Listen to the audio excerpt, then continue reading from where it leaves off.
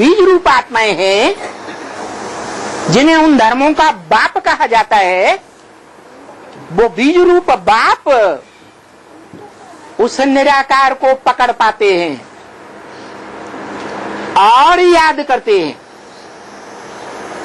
बाकी उनके फॉलोअर्स उस निराकार को न पकड़ पाते हैं और न याद कर पाते हैं। तो फिर किसकी याद से उनकी सदगति होगी? है? निराकार की याद से सदगति होगी या निराकार जिस साकार में आता है उसकी याद से सदगति होगी? है। इसीलिए भगवान बाप ने जो मनुष्य सृष्टि का वृक्ष बनाया है, बताया है, जिसका गीता में भी वर्णन है, अश्वत्थ वृक्ष, जो उल्टे वृक्ष के रूप में है असलियत में। उस मनुष्य सृष्टि रूपी वृक्ष का जो बीज बाप है वो सबसे ऊपर है, अर्थात ऊंची स्टेज में है,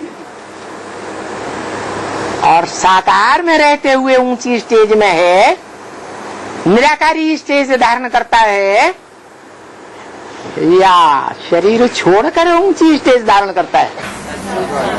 साकार शरीर में रहते हुए ही जैसे धर्म पिता ही निराकारी स्टेज में दिखाई जाते हैं। क्राइस्ट को देखो, ध्यान से देखो, उनकी आंखों को देखो, चेहरे को देखो। वो देखने से वो आत्मा ऊंची स्टेज वाली दिखाई देती है, निराकारी धाम से आई हुई दिखाई देती है या साकारी दिखाई देती है?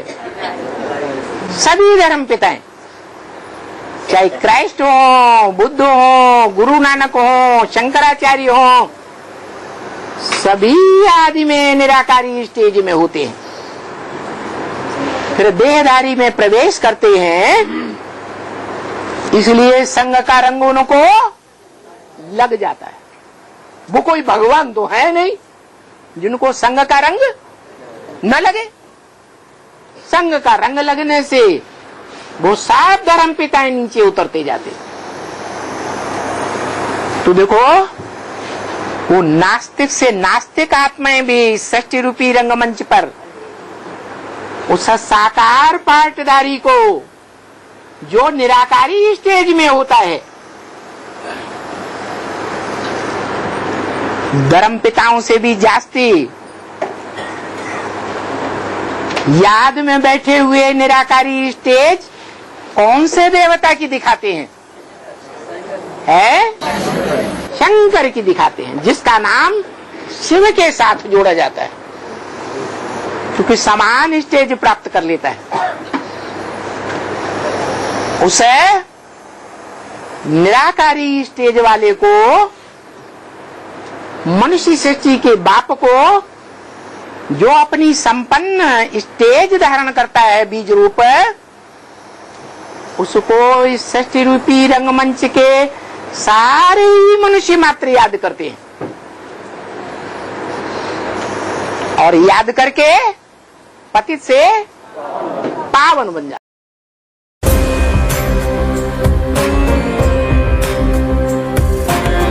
जिस समय हाथ उठाओ। हाँ, जिस समय बाबा की लाश को गुम कर दिया गया था, है बाबा की लाश को गुम कर दिया गया था, गुम कर दिया गया था। आदि को लेकर भी झगड़ा हुआ था। आदि की बात, आदि की बात बोल रहे। बाबा के लाश को गुम कर दिया करता है। क्लास को गुम कर दिया। ओ, सब लोग कैसे हैं? वो समय कौन सा था ये? क्लियर कौन? आदि में बाबा की लाश को गुम कर दिया गया था, ऐसा? बाबा की लाश को गुम कर दिया गया।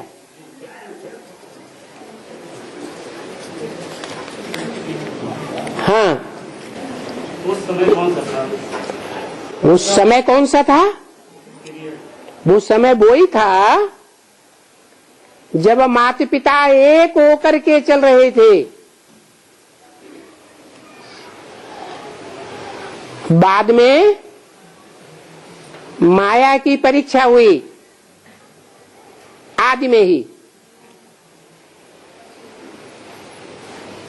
और निश्चय अनिश्चय की परीक्षा कौन सी आती है? बाप के ऊपर। यज्ञ के आदि में भी धोबी घाट था या नहीं था? था। उस धोबी घाट की बात को जो गुरु नानक ने गुरु ग्रंथ साहब में बोला है, मूत पलीती कपड़ धोती। कपड़ा किसे कहा जाता है? शरीर को। जो जन्म जन्मांतर के पतित कपड़े हैं शरीर रूपी, उन कपड़ों को धोबी धोता है। ये भगवान का पार्ट है। इस बात को ब्रह्मा बाबा समझे या नहीं समझे? नहीं समझे। जब बात बाहर आई ब्राह्मणों की दुनिया से, तो सिंध हैदराबाद में बवंडर हो गया।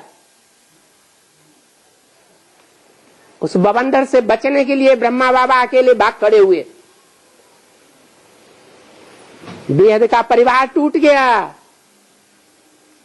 अम्मा ही भाग गई तो क्या होता है फिर?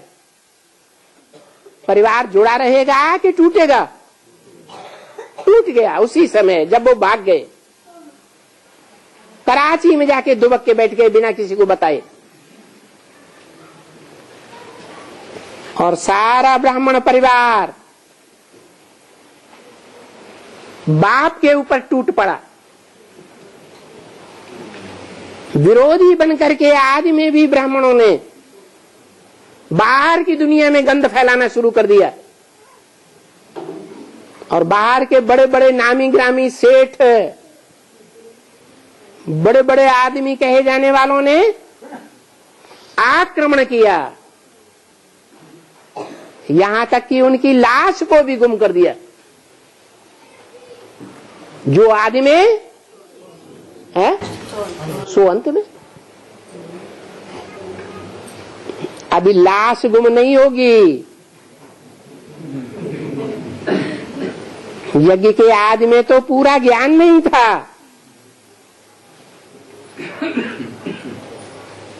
इसलिए बाप और बाप के सूर्यवंशी बच्चे फेल हो गए। अभी तो पूरा ज्ञान है या नहीं है? नंबरवार अधूरा ज्ञान कामयाब होगा या संपूर्ण ज्ञान कामयाब होगा? नीम हकीम खतरे जान।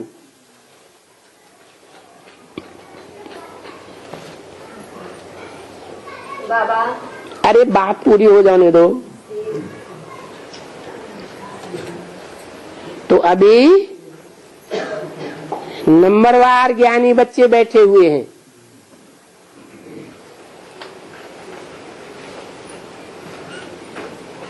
जिन्हें देह का भान होगा वो देह भान वाले अनिश्चय बुद्धि मौत में मरेंगे या दूसरे मरेंगे? देहवान वाले मरेंगे। जो आत्मिक स्थिति में स्थित हो जाएगा 100%, वो तो पहले ही मर गया कि मरने की बात रह गई है? देह के संबंध, देह के पदार्थों से मर गया। मर गया तो संसार में उसका जो महाकाल का रूप है, श्याम सुंदर कहा जाता है, वो श्याम रूप बुद्धि में बैठेगा या सुंदर रूप बुद्धि में बैठेगा? सुंदर बैठेगा। श्याम रूप तो जैसे खलास हो जाएगा, जैसे यज्ञ के आदि में लाश को भी गुम कर दिया। ये बुद्धि से समझने की बातें हैं।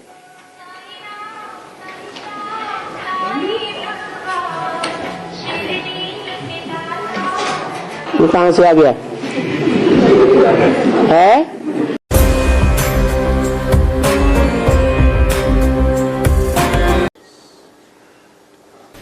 बाबा मुरली में बाबा ने बोला आदि सो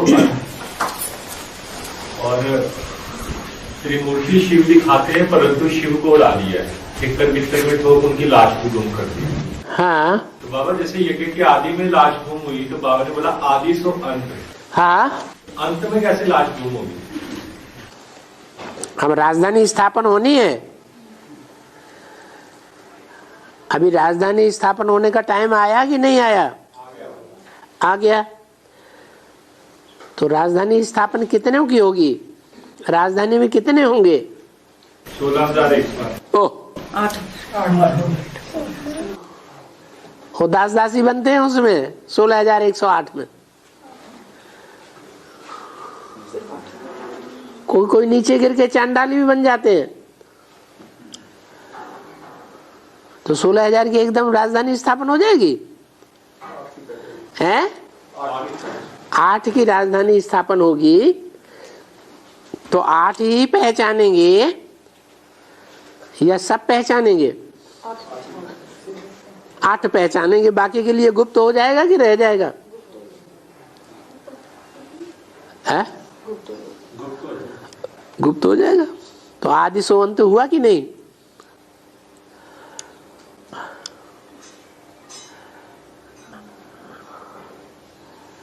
जब गहन है अपने आप सभी कुछ करके अपने आप छुपाया, तो गायन किसका है? साकार में गायन होता है या बिंदी में पुदुक पुदुक के गायन होता है? साकार में गायन होता है।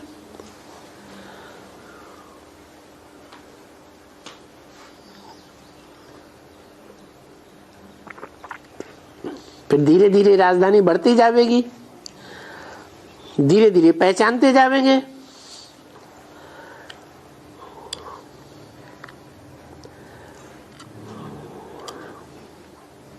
बाबा लाश गुम करना स्थूल में लाश गुम करना है या हैं? जो लाश गुम करने की बात आई है वो स्थूल बात आई है या सूक्ष्म बात है? सूक्ष्म लाश कौन सी होती है? जैसे पाठ को हैं? जैसे पाठ का उसका गुम कर दिया। क्या गुम कर दिया? उनके पाठ को गुम कर दिया। पाठ गुम कर दिया? उनका जो पाठ था, जो पार्ट है वो क्या कोई लाश है?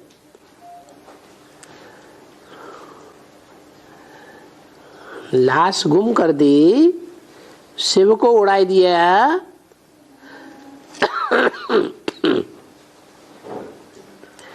यज्ञ के आदि की बात है। जब धोबी घाट की बात को लेकर के समाज में वितंडावाद फैल गया, ब्रह्मा बाबा भाग गए, ब्रह्मा बाबा के फॉलोअर्स भी भाग गए, और जो सूर्यवंशी थे वो तो हो ही गए थे तमो प्रधान। सबको भागते देखा तो वो भी भाग गए, वो अकेला रह गया। समाज का प्रताड़ना में लाश गुम हो जाना क्या बड़ी बात है?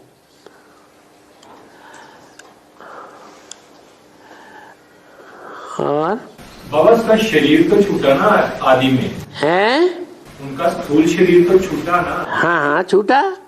वैसे वो तो आदि में तो शरीर छूट गया, लेकिन अंत में तो अमरनाथ, हाँ अमरनाथ का शरीर कैसे छूटेगा? देवान नहीं छूटेगा। वही फिर सूक्ष्म में बात आ जाएगी ना। हाँ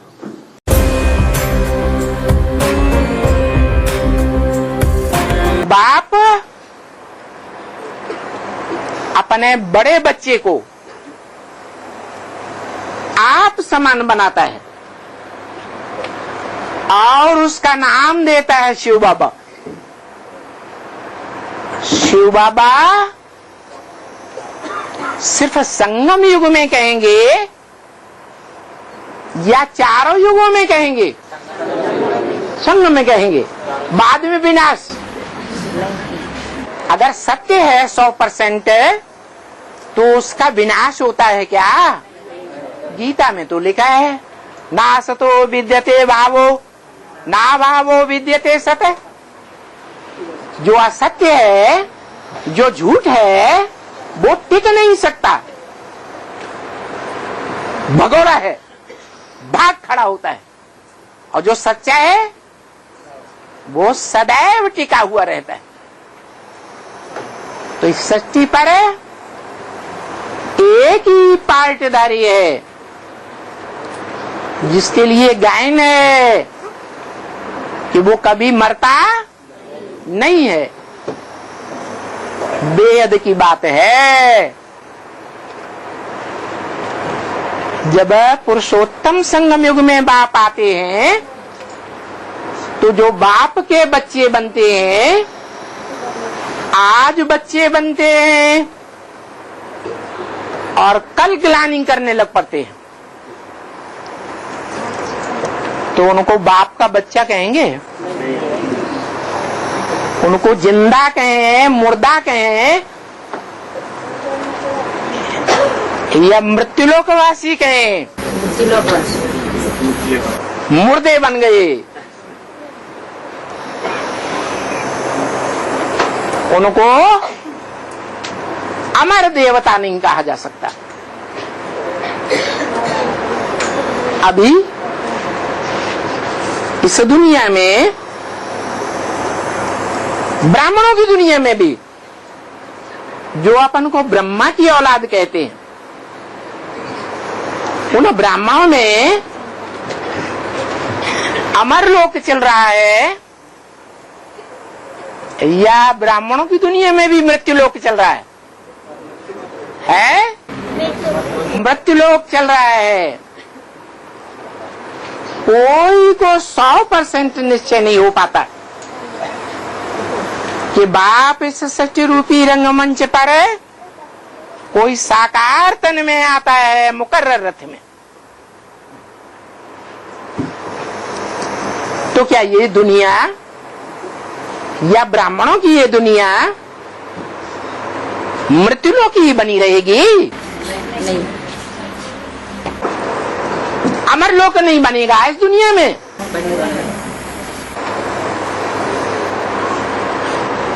अमर देवताओं को कहा जाता है। भगवान आता ही है मृत्युलोक के मनुष्यों को क्या बनाने के लिए? अमर देवता बनाने के लिए।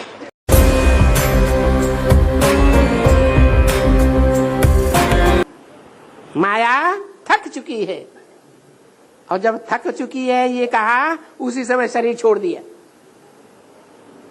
ना। तो माया ने देखा अभी तो मेरी दाल नहीं गलेगी, इसलिए उसने फट से प्रकृति से हाथ मिला लिया जगदम्बा से, और जगदम्बा से दोस्ती कर ली। अब दोनों मिलकर के पावरफुल हो गए। अब वो ऐसा प्लान बनाते हैं वर्ष वर्ष कि अंत में वो प्लानिंग उनकी सफल हो जाएगी। इतनी सफल हो जाएगी कि सारी दुनिया को विरोधी बनाए देंगे। इतना विरोधी बनाएंगे, अखबारों के आधार पर, टेलीविजन के आधार पर, इंटरनेट के आधार पर, रेडियो के आधार पर, इतना विरोधी बनाएंगे कि मधुबन वालों को मधुबन छोड़ना पड़ेगा। जब पब्लिक बाहर की हमला करने लग पड़ती, हमला के ऊपर तैयार हो जाती है, तो मधुबन के अंदर जो रहने वाली कमजोर आत्माएं हैं, जिन्होंने धमचक्कर ज्यादा मचाया है मधुबन के अंदर, क्या धमकी देते हैं, घर भाग जाएंगे। बाप को क्या देते हैं? धमकी देते हैं, हम यहां नहीं ठहरेंगे, हम ये कर देंगे, हम वो कर देंगे, आपस में लड़ते हैं।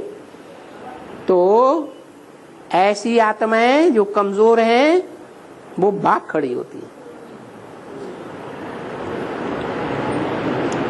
और उनको देख करके दूसरे भी भाग खड़े होते हैं। सब भाग जाएंगे, जैसे आदि में हुआ था, एक आत्मा एक तरफ और सारी ब्रह्मांड दुनिया की आत्माएं दूसरी तरफ हो गई थी। इतना विरोधाभास संसार में पैदा हो गया कि बाप अकेला रह गया और सारी दुनिया दूसरी ओर खड़ी हो गई बाप के विरोध में। यहां तक के बाप की लाश को भी गुम कर दिया। आज तक पता नहीं है कि वो बाप की लाश कहां दफनाई गई। तो जो आदि में हुआ वही अंत में भी होता है। लाश तो नहीं दफनाई जा सकती, क्योंकि लाश उसकी दफनाई जाती है जिसको देहभान होता है। क्या? जिसका देहभान खत्म हो गया, बाप को याद करते करते बाप समान निर्विकारी बन गया, निराकारी बन गया, उसकी लाश खत्म होने का सवाल ही पैदा नहीं होता। तो लाश तो खत्म नहीं होती है, लेकिन जो और आत्माएं हैं दुनिया की, वो विरोधी तो बन सकती हैं। तो बाप का घर छोड़ करके विरोधी बन जाती हैं। दुनिया को ये विश्वास बैठ जाता है कि इन्होंने घर छोड़ दिया बाप का, जिसको ये बाप कहते थे। माना बाप आया ही नहीं, ये अभी तक झूठ बोलते थे। तो मधुबन वालों को क्या करना पड़ेगा? मधुबन छोड़ना पड़ेगा।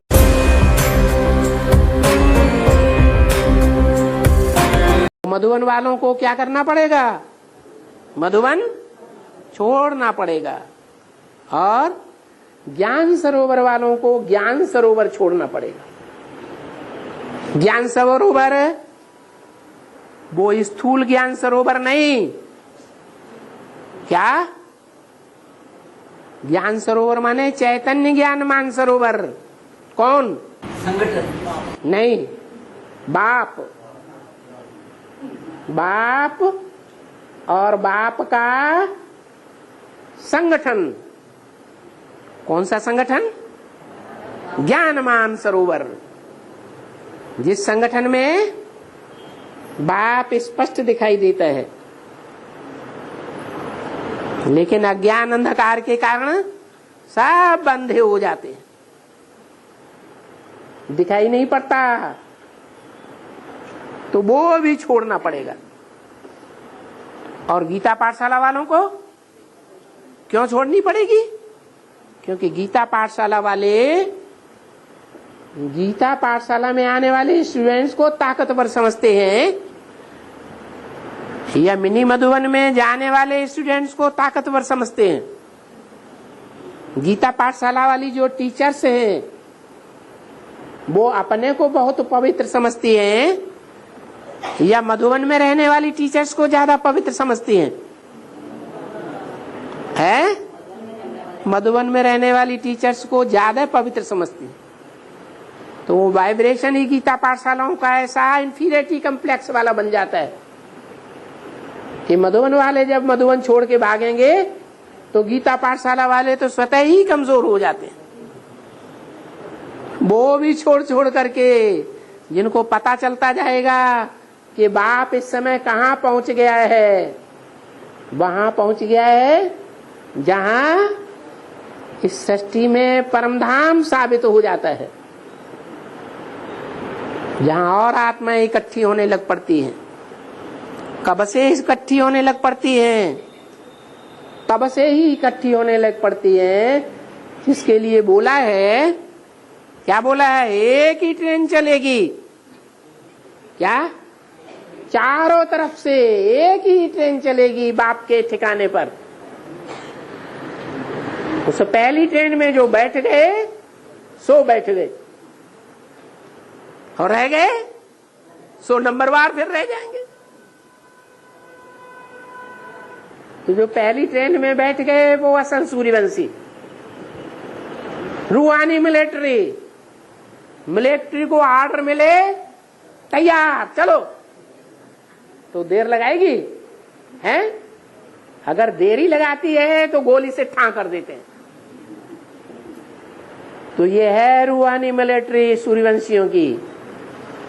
पहली ट्रेन में सवार हो जाएंगे, बैग एंड बैगेज इकट्ठा कर लेंगे, भले मधुबन छोड़ना पड़े, भले गीता पाठशाला छोड़नी पड़े।